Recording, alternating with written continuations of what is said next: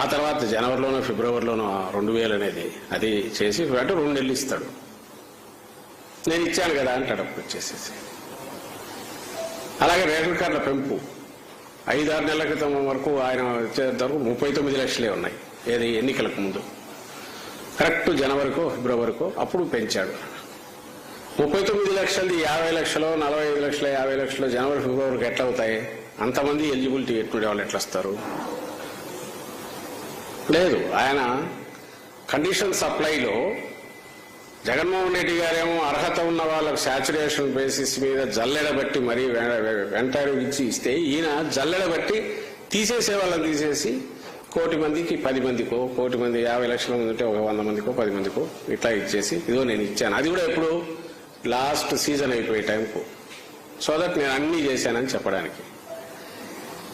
ఇంత ఓపెన్ గా బ్లాటెంట్ గా బరి తెగించి కంటిన్యూస్ గా నేను మోసం చేయగలను అనుకోవడంతో పాటు 2-3 సార్లు మోసం కూడా చేశాడు కాబట్టి మళ్ళీ ఆ ధీమా పోయినట్ల అనుకుంటే నాకు ఈరోజు ఇది కనిపించింది. ఇక్కడ ఎక్కడ 1 కోటి మందికి ఉపాధి అని.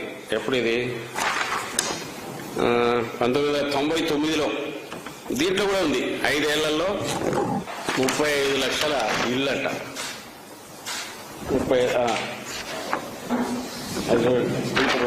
99 ఈనాడులో బ్యానర్. అప్పుడు రామోజీరావు ఈయన తీసుకొచ్చి కూర్చోబెట్టినాడు.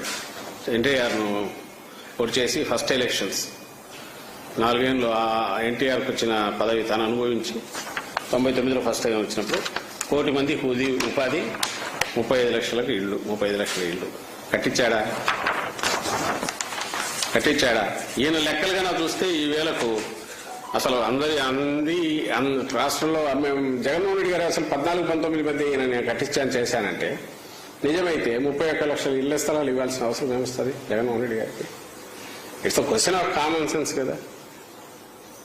ఈరోజు 66 లక్షల మంది పెన్షన్లు ఎందుకుంటాయి నిజంగా ఈ తెలంగాణ సరిగా చేస్తే?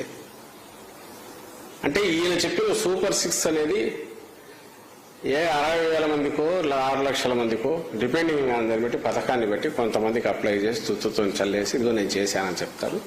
ఈనాడులో బ్యానర్ హెడ్డింగ్లు వస్తాయి, జ్యోతిలో వస్తాయి, వాళ్ళ మీడియాలో వస్తుంది, చేసేసినట్టు చూపుతారు. అది ఇప్పుడు 4 ఏళ్ల తర్వాత. ఈరోజు మళ్ళీ ఈ అబద్ధం హామీలు ఎత్తుకొని వచ్చాడు. సేమ్ పెన్షన్లు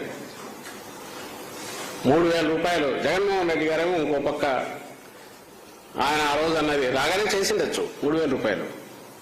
కానీ ముందే చెప్పాడు దశల వారీగా. ఎందుకు? కష్టం అనేది తెలుసు కాబట్టి 2,000 నుంచి 3,000 ఖచ్చితంగా చేస్తూ వచ్చాడు. ఈ రోజు మేనిఫెస్టోలో కూడా నేను గుర్తు చేస్తున్నా 3,000 నుంచి 3,500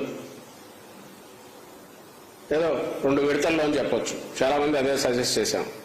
అది డేట్ చెప్పడం ఎందుకు 2 విడతల్లో అంటే, లేదు మనం చేయాలంటే నా అంచనా ప్రకారం ఇప్పుడున్న దాంట్లో అన్ని ఆర్థిక పరిస్థితులన్నీ చూసుకుంటే 28-29కి చేయగలం అనేది ఆయన ఆలోచన.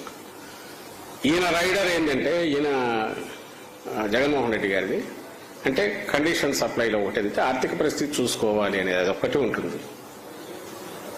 వెసులుబాటు వస్తే ముందే చేసేస్తారు.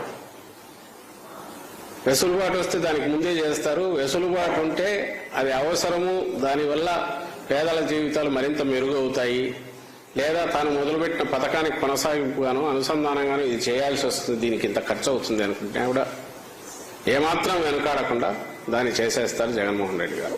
మిగతా లక్షల కొల్లలు కనిపిస్తాయి. ఎడ్యుకేషన్కి సంబంధించి నాడు నేడు కింద అన్ని వేల కోట్లు పెట్టి 17,000 కోట్లు పెట్టి చేసిన, వైద్యంకు సంబంధించి ఆరోగ్యశ్రీ ఎక్స్పాండ్ చేయడంతో పాటు గవర్నమెంట్ హాస్పిటల్స్ వాటి బాగా 17,000 కోట్లు పెట్టినా, ఈరోజు 17 మెడికల్ కాలేజీలు ఇవి తీసుకొచ్చి కడుతున్నా, అలాగే 8వ క్లాసు వాళ్ళకు ట్యాబ్ ఇచ్చినా, లేదా బైలింగ్వల్ టెక్స్ట్ బుక్స్ ఏదైనా సరే నేమ్ ఎనీథింగ్ అవన్నీ మేనిఫెస్టోలో లేవు. అమ్మఒడి కింద చెప్పిన 15,000 అది ఇచ్చేసి ఇంకేం నాకెందుకు చేతులు దులుపుకోవచ్చు.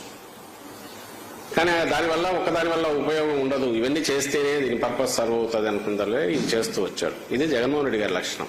అలాగే ఇప్పుడు పెన్షన్ కూడా అప్పుడు ఇవ్వగలమని అనుకుంటున్నాడు. అనుకోని విధంగా ఆర్థిక వ్యవస్థ బాగా పుంజుకొని మరింతగా ఆదాయం పెరిగితే మేబీ ముందు కూడా ఆయన చేయొచ్చు. దీనికి ఒకరు చెప్పాల్సిన అవసరంలా. ఎందుకంటే ఆయనకు తెలుసు ఇప్పుడు రైతులకు ఇవ్వాలనుకున్న ఇది కానీ పేదలు అందులో వృద్ధులు ఎవరైతే అశక్తులో వాళ్ళకిచ్చే దాంట్లో కానీ ఎంత చేసినా తక్కువే. ఆ వర్గాలను పైకి తీసుకురావడానికి వాళ్ళకి ఆదుకోవడానికి ఎందుకు సమాజం బాధ్యత అది. ఓన్లీ థింగ్ ఇది ఎంత అలౌ చేస్తుంది మన పరిస్థితి అనేది చూసుకుంటున్నాడు. రైతులు వాళ్ళ పూర్తి దే డిజర్వ్ ఎంతైనా, ఎందుకంటే వాళ్ళు డిపెండ్ అయ్యేదే రిస్కీ దీంట్లో ప్రకృతి మీద డిపెండ్ అయ్యి చేస్తున్న సాగు. అందుకే ఏం చేస్తున్నాం, ఆ సాగుకు సపోర్టింగ్ సిస్టమ్గా డెవలప్ చేయాల్సినవన్నీ చేశారు. అలాగే దానికి సంబంధించి ఏమొచ్చినా ఒక క్యాలెండర్ పెట్టుకుని వాళ్ళ బడ్జెట్ వాళ్ళు ప్లాన్ చేసుకోవడానికి, అది ఇన్పుట్ సబ్సిడీ కావచ్చు, ఆ సీజన్ ఎండ్ అయ్యేలోగానే ఇవ్వాలి, లేదా ధాన్యం సేకరణలో జిఎల్టీ ఛార్జెస్ కావచ్చు, గన్నీ బ్యాగ్స్, లేబర్, ట్రాన్స్పోర్ట్కి సంబంధించి. ఇంకోరైతే దానికి గ్రాండ్గా అనౌన్స్ చేసి ఒక స్కీమ్ పెడతారు, బోనస్ కిందను. మేము కూడా చెప్పాము బోనస్ కింద అనౌన్స్ చేయొచ్చు కదా సార్, ఇది ఎవరికి అర్థం కాదు, తెలియదు. ఎందుకంటే క్వింటాల్కు 80 రూపాయల నుంచి 100 రూపాయల దాకా వస్తుంది అడిషనల్గా. దాని 60 రూపాయల బోనస్ అని చెప్పి గ్రాండ్గా ప్రకటించుకోవచ్చు. కానీ ఆయన అట్లా చేయట్లా. మన బాధ్యత చేయగలిగిన చోట చేస్తామన్న చోట చేస్తూ వస్తున్నాడు. ఇన్సెంటివ్ చేయాల్సిన చోట చేయాలని చేస్తున్నారు జగన్మోహన్ రెడ్డి గారు. ఇవన్నీ అందులో ట్యాబ్ లాంటివో ఇట్లాంటివో ఇవన్నీ కూడా ఈ సీజన్ పెట్టుకోవచ్చు, నెక్స్ట్ ఎలక్షన్లో కాదు. అది మన బాధ్యత.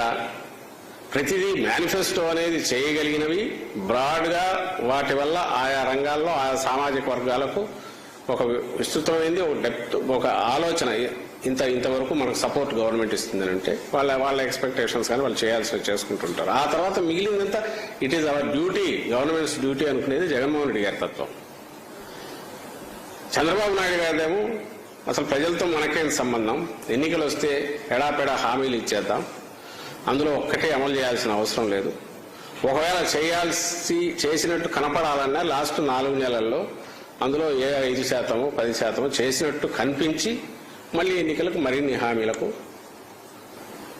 పోతాం. అంటే ఈ తత్వం ఏదంటే అసలు మోసగించబడడానికి ఎవరైనా ఉంటే కదా మనం మోసం చేయగలము. అందువల్ల అలాంటి వాళ్ళు అట్లే ఉండాలి, మనం మోసం చేస్తూనే ఉండాలి, అబద్ధాలు చెప్పి అబద్ధ హామీలు ఇచ్చేది చంద్రబాబు నాయుడు గారి తత్వం. అందులో భాగంగానే ఇప్పుడు పెన్షన్లది కూడా అదే. మీరు ఈరోజు చూశారు, పెన్షన్లు 3,000 నుంచి 4,000 అన్నాడు. నీ 3,000 కాదు, నువ్వు ఇచ్చిన 1,000 రూపాయలు వాటికి సంబంధించి నువ్వు ఇచ్చిన ఎన్నికల వరకు 2 నెలల క్రితం ముందు వరకు 19 ఎన్నికలు 2 నెలల ముందు వరకు కూడా నువ్వు ఇచ్చింది 1,000 రూపాయలే. ఆ 1,000 రూపాయలకు ఎన్ని ఇబ్బందులు క్రియేట్ చేసేవాళ్ళో, ఎన్ని నెలలకు ఒకసారి ఇచ్చేవాళ్ళో, దానికోసం ఎంత తిప్పుకునేవాళ్ళో. నీ 1,000 రూపాయలు లేకపోయినా పర్లేదు, న్యూసెన్స్ అనుకునే అనికి జనమే తప్పుకునేట్టు మనం ఈ వీడియోలో కూడా చూపించాను ఎన్ని కష్టాలు పడాల్సి వస్తుందో నెల తిరిగేసరికి ఆ పెన్షన్ల కోసం. అవి కూడా ఎంతమందికి ఇచ్చారు? తక్కువ మందికి ఇచ్చారు. కొన్ని ఇచ్చేసరికి ఇచ్చారా? వాళ్ళ ఆత్మగౌరవం దెబ్బతినకుండా, ఆత్మాభిమానం దెబ్బతినకుండా వాళ్ళకి ఇచ్చారా? పెద్దవాళ్లకు అందరం వాళ్ళ ఆశీస్సులు కోరాలి. పెద్దవాళ్ళది సమాజానికంతా వాళ్ళ కష్టంతో సమాజాన్ని ఇంతవరకు తీసుకొచ్చిన ఆ పెద్దలు, శ్రమ మీద డిపెండ్ అయ్యి ఇప్పుడు శ్రమ చేయడానికి శక్తి కూడా లేని వాళ్ళు, సమాజం అండగా ఉండాల్సిన ఆ వృద్ధులను వాళ్ళతో ఆడుకున్నాడు. ఇప్పుడు ఆడుకుంటున్నాడు. పేరుకి ఇక్కడ 4,000 అన్నాడు. ఇంకో పక్క వాళ్ళకు రావాల్సినవి జగన్మోహన్ రెడ్డి గారు నిజంగా ఎట్లా గౌరవించాలా వాళ్ళను సమాజం అనుకుంటామో ఆ రకంగా వాలంటీర్లను పెట్టి ఇంటి దగ్గరికి ఫస్ట్కి వాళ్ళకి వెళ్ళి ఇచ్చి, ఇంట్లో మన తల్లులను చూసుకున్నట్టు, మన తల్లిని చూసుకున్నట్టు అంత గౌరవంగా జగన్మోహన్ రెడ్డి గారు చూసుకుంటే, ఆ ఉన్న వ్యవస్థను దాన్ని అది తనకు చెడ్డ పేరు వస్తుంది, లేదంటే తన మంచి పేరంతా జగన్మోహన్ రెడ్డి గారికి పోతుంది అని ఒక డమ్మీ దీన్ని పెట్టించి ఎన్నికల కమిషన్ కంప్లైంట్ ఇప్పించి, ఆ నిమ్మగడ్డ రమేష్ తన ఏజెంట్ లాంటి నిమ్మగడ్డ రమేష్లతో, టీడీపీ ఏజెంట్ లాంటి కార్యకర్త లాంటి నిమ్మగడ్డ రమేష్ తదితరులతో అదే పనిగా ఒక సంస్థను పెట్టించి దాని మీద ఎడాపెడా లీగల్ బ్యాటిల్ చేసి సుప్రీంకోర్టుకు పోయి ఆ లాయర్లందరూ చంద్రబాబు పెట్టకపోతే వీళ్ళు పెట్టుకుంటారు. ఆ రిటైర్డ్ ఆఫీసర్ల వల్ల వాలంటీర్లను వాళ్ళను వ్యవస్థను పక్కన పెట్టేంత వరకు తోసి, ఏది మన పెన్షన్లకు సంబంధించి ముఖ్యంగా అవి కాక చాలా సేవలు చేస్తున్నారు. వాళ్ళు మొత్తుకొని చెప్పాము, అయ్యా నువ్వు ఈ 2 నెలల్లోనే వాళ్ళు ఇన్ఫ్లుయెన్స్ చేసేది ఏంటి, చేసింటే ఇప్పటికే చేసి ఉంటారు కదా. ఒకటి ఇంతకంటే ఎక్కువ బెనిఫిట్స్